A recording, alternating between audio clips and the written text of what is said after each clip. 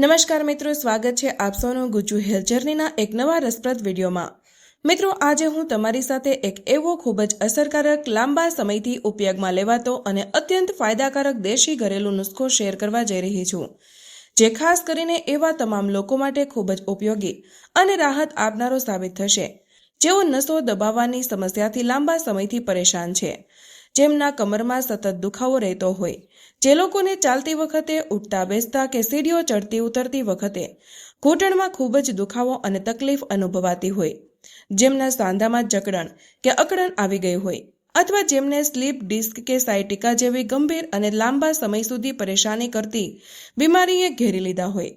આ જૂના સમયથી અપનાવવામાં આવતા દેશી નુસ્ખાને બનાવવા માટે સૌથી પહેલા જે વસ્તુની સૌથી વધુ જરૂર હોય છે તે છે બિલકુલ શુદ્ધ, કોઈ પણ ભેળસેળ વગરનું અને દેશી પદ્ધતિથી કાઢેલું સરસ્યું તેલ। આ દેશી સરસ્યું તેલ નસોની અંદર થતી સોજાને ઓછો કરવા, કમરની અકડન ધીમે ધીમે ખતમ કરવા, સાંધાને દુખાવાને ઘટાડવા અને સોજાને શાંત કરવામાં ખૂબ જ અસરકારક માનવામાં આવે છે। હવે અહીં એક વાતને ધ્યાનથી સમજવી ખૂબ જરૂરી છે કે આ સરસિયા તેલની માત્રા કેટલી હોવી જોઈએ, એટલે કે આપણે આ તેલ કેટલું લેવાનું છે। તમારે આ તેલને એક નાના વાટકામાં અડધાથી થોડું વધારે ભરવાનું છે, જેનો અર્થ છે કે તમારે લગભગ 100 થી 150 મિલીલીટર જેટલું દેશી સરસ્યું તેલ લેવું જોઈએ। ભલે તમારા શરીરમાં દુખાવો સ્લીપ ડિસ્કને કારણે હોય, ભલે સાયટિકાનો દુખાવો જૂનો થઈ ગયો હોય, ભલે તમને ગઠિયા એટલે કે વાને કારણે સાંધામાં તેજ દુખાવો થતો હોય, અથવા તો કોઈ જૂની ઈજા કે અકસ્માતને કારણે શરીરમાં વારંવાર દુખાવો રહેતો હોય, આ તમામ પરિસ્થિતિઓમાં ચાલવું, ફરવું, નમવું, ઉઠવું, બેસવું અને નાના નાના ઘરકામ કરવા પણ માણસ માટે ખૂબ જ મુશ્કેલ અને પીડાદાયક બની જાય છે। જ્યારે આ દુખાવો કમરથી શરૂ થઈને ધીમે ધીમે આખા પગ સુધી ફેલાવા લાગે છે, ત્યારે સ્થિતિ વધુ ખરાબ થઈ જાય છે અને વ્યક્તિએ દરેક સમયે અસહ્ય પીડા સહન કરવી પડે છે। આવા સમયે આ શુદ્ધ સરસ્યું તેલ કોઈ દવા કે ઇલાજથી ઓછું નથી હોતું, પરંતુ તે એક કુદરતી વરદાનની જેમ કામ કરે છે, જે કોઈ પણ આડઅસર વગર દુખાવાને જડમૂળથી ખતમ કરવાની તાકાત રાખે છે। હવે આ અસરકારક નુસ્ખામાં જે બીજી સૌથી જરૂરી અને પ્રભાવશાળી વસ્તુ જોઈએ છે તે છે લસણ। તમારે આ કામ માટે લગભગ 5 થી 6 તાજી, સાફ અને બગડેલી ન હોય તેવી લસણની કળીઓ લેવાની છે। લસણ એક એવી કુદરતી ઔષધિ છે જેમાં એવા ગુણો જોવા મળે છે જે નસોના દુખાવા, હાડકાના સાંધાની નબળાઈ અને સ્નાયુઓની નબળાઈને અંદરથી ઠીક કરવામાં મદદ કરે છે। લસણનું નિયમિત સેવન કરવાથી શરીરના હાડકાં મજબૂત બને છે, સ્નાયુઓમાં નવી તાકાત આવે છે, નસોમાં બ્લડ ફ્લો યોગ્ય રીતે થાય છે અને આખા શરીરમાં ચુસ્તી અને સક્રિયતા જળવાઈ રહે છે। હવે તમારે આ 5 કે 6 લસણની કળીઓને છોલીને સારી રીતે સાફ પાણીથી ધોઈ લેવાની છે। ત્યારબાદ તેને ખલદસ્તામાં હળવા હાથે કૂટવાની છે, અથવા તો વેલણથી દબાવીને થોડી મસલી દેવાની છે, જેથી લસણનો પૂરેપૂરો કુદરતી રસ અને તેનું તેલ બહાર નીકળી આવે। જ્યારે આપણે તેનો ઉપયોગ કરીશું તો તેનો પૂરો ફાયદો આપણા શરીરને મળી શકશે।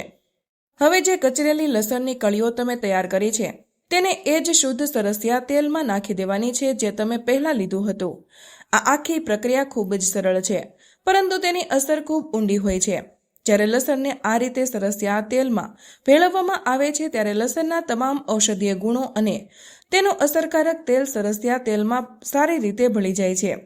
આ બંને મળીને નસોનો દુખાવો, સાંધાની જકડન અને અકડન તેમજ હાડકાની નબળાઈ દૂર કરવામાં ખૂબ જ જબરદસ્ત અસર બતાવે છે।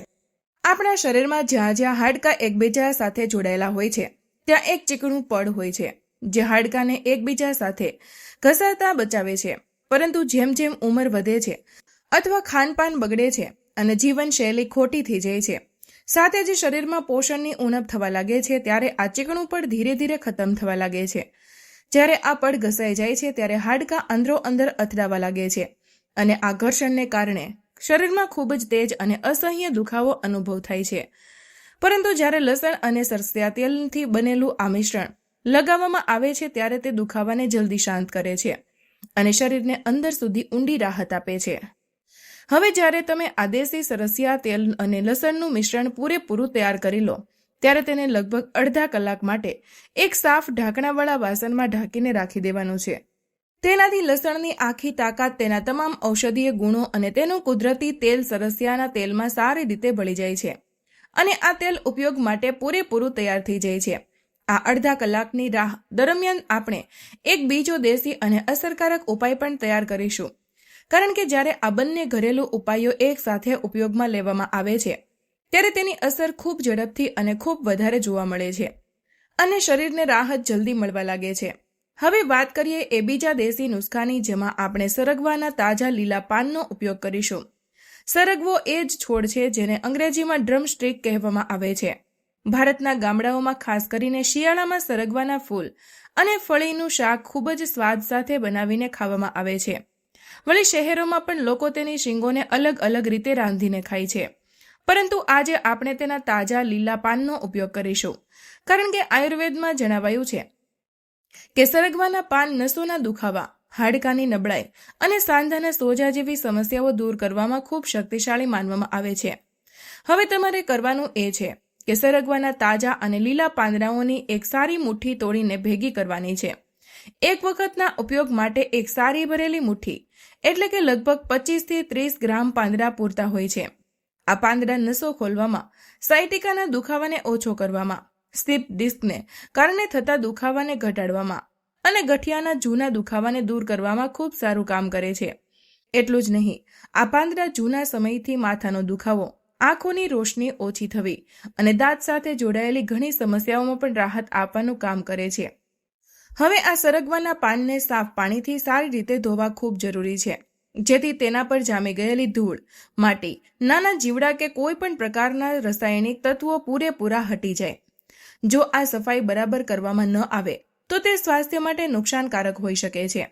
તેથી સફાઈની આ પ્રક્રિયા ખૂબ જ ધ્યાન અને ધીરજ સાથે કરવી જરૂરી છે, જેથી આપણે જે નુસ્ખો તૈયાર કરી રહ્યા છીએ તે સંપૂર્ણપણે સુરક્ષિત અને અસરકારક બની શકે.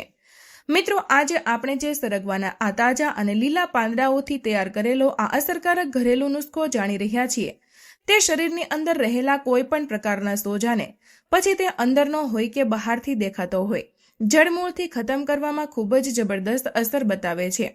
અને સૌથી ખાસ વાત એ છે કે જે લોકોને પેટમાં ગેસ થવો, પેટ ભારે રહેવું, કબજિયાતની જૂની સમસ્યા હોવી, હરસ એટલે કે પાઇલ્સ અથવા ભગંદર અને ફિશર જેવી તકલીફો છે, તેમના માટે આ સરગવાના પાનથી બનેલો આ ઘરેલું ઉપાય કોઈ કુદરતી વરદાનથી ઓછો નથી.